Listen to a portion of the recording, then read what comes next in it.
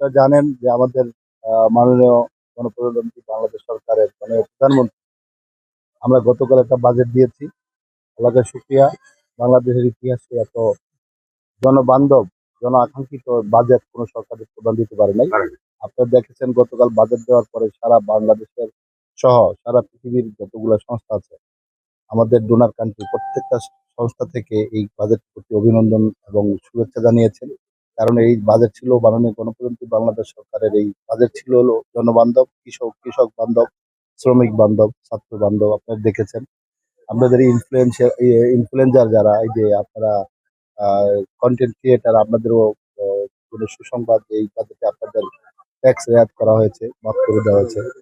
তো আমরা মাত্র ৩ মাসের মাথায় আমাদের এই শরীয়তপুরকে আমি বলেছিলাম একটা আধুনিক এবং গর্বিত শরীয়তপুর বানানোর জন্য মাননীয় প্রধানমন্ত্রীর নির্বাচনী প্রতিশ্রুতি অনুযায়ী আমাদের একটি দফার কর্ম ধারাবাহিকতায় আজকের এই যে গৃহবাগ মানে নদী ভাঙ্গন কবলিত মানুষের পাশে মাননীয় প্রধানমন্ত্রী আমাদের আম পানি সম্পদ মন্ত্রণালয়ের মন্ত্রী শহীদুদ্দিন চৌধুরী ভারত হোসেন আজাদ এমনিভাবে আমাদের সহযোগিতা করেছেন। এই জন্য আমরা শরীয়তপুরবাসী মাননীয় প্রধানমন্ত্রী এবং মন্ত্রিপরিষদ সবাই প্রতি আমরা কৃতজ্ঞতা প্রকাশ করছি এবং আল্লাহকে শুকরিয়া প্রকাশ করছি যে ৩ মাসের মাথায় মানুষের এই আকাঙ্ক্ষাকে, মানুষের এই অন্তরের অনুভূতিকে সরকার প্রধান গুরুত্ব দিয়ে আমাদের এই কাজটা করে দিয়েছেন।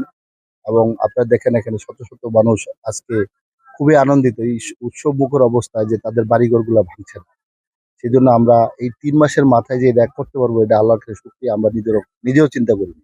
আর এখানে মাননীয় প্রধানমন্ত্রী অলরেডি পানি সম্পদ মন্ত্রণালয়কে বলে দিয়েছেন এখানে স্থায়ী ব্যাংক প্রোটেকশন দেওয়ার জন্য, স্থায়ীভাবে প্রোটেকশন দেওয়ার জন্য অলরেডি তিনি বলে দিয়েছেন এবং পানি উন্নয়ন বোর্ড সেই অনুযায়ী প্রজেক্ট রেডি করছে। নড়িয়ায় আমাদের নড়িয়ার বালু উত্তোলন শুধু ওখানে না, আমাদের নদী শাসনের জন্য আমাদের সংস্থা আছে।